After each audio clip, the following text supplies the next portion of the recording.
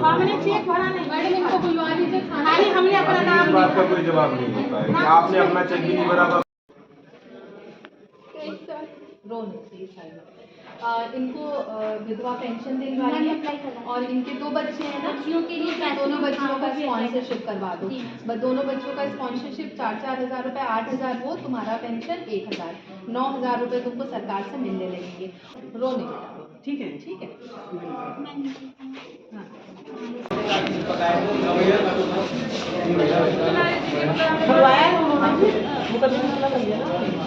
हमारे साथ में उत्तर प्रदेश राज्य महिला आयोग द्वारा नामित डॉक्टर प्रियंका मौर्य जी, जो यहाँ पर सीतापुर में एक जन सुनवाई महिलाओं के लिए करने आई थी। अभी हमारे साथ में उनसे बात करते हैं। मैम, आप जन सुनवाई की देखा जा रहा, बहुत सी महिलाएं यहाँ पर आई, ज़्यादातर किस तरह के मामले आए और कितने का निस्तारण किया है, या आगे चलकर किस विषय से लेकर संबंधित कितने अधिकारी को निर्देशित किया है? देखिए, मेरे पास टोटल अभी तक 48 केसेस की हमने सुनवाई करी है, जिसमें से 9 का निस्तारण हुआ है और एक महिला का तो केस बड़ा ही संदिग्ध टाइप का था। उसको घर परिवार में भी बड़ा मारते पीटते थे, तो उसके पति को हमने बुलवाया, समझाया और दोनों में आपसी प्रेम था, इसलिए दोनों ने एक दूसरे को गले लगाया और वापस से गए यहाँ से। और दूसरी चीज़ ये कि आपने पूछा किस तरीके के ज़्यादा केसेस थे, तो यहाँ पे ज़्यादातर घरेलू हिंसा के ही केसेस देखने को मिले, जिसमें दहेज उत्पीड़न नंबर 1 पे है और ज़्यादातर महिलाओं का यही आरोप है कि घर वाले दहेज के लिए मारते हैं।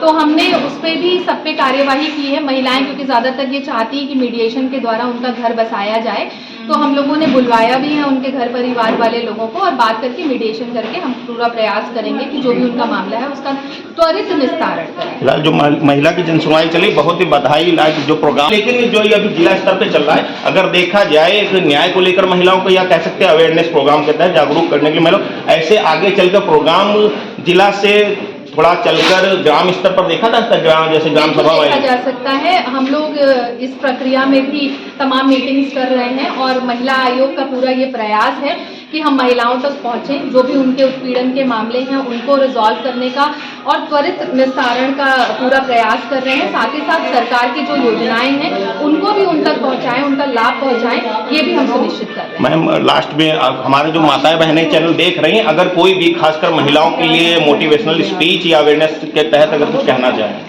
देखिए, महिलाएं तो शक्ति का रूप है और मुझे लगता है कि अगर किसी भी प्रकार की उत्पीड़न हो रही है तो सरकार की इतनी योजनाएं हैं और शासन प्रशासन निरंतर उनके लिए लगा हुआ है। हमारे देश की ये 50% आधी आबादी है, तो उनको अपनी शक्ति को पहचानना चाहिए। और जैसे कि अभी हम लोग भी पूरा प्रयास कर रहे हैं कि हम जो भी उन पर उत्पीड़न हो रहे हैं हम उनका निस्तारण बेहतर तरीके से कर सकें, तो अपनी कंप्लेन लेकर के आए। हम पूरी तरीके से उनके सहयोग के लिए खड़े हैं। महिला आयोग सदैव उनके लिए तत्पर है। चलिए, समय देने के लिए बहुत बहुत धन्यवाद। तो जैसा सुना कि साफ तौर पर महिला आयोग से जो नामित सदस्य आई डॉक्टर प्रियंका मौर्य जी, उन्होंने साफ तौर पे जो है जितने भी केस आए सही से सुने और जो कुछ हो सकते थे समय पर निस्तारण भी करवाए।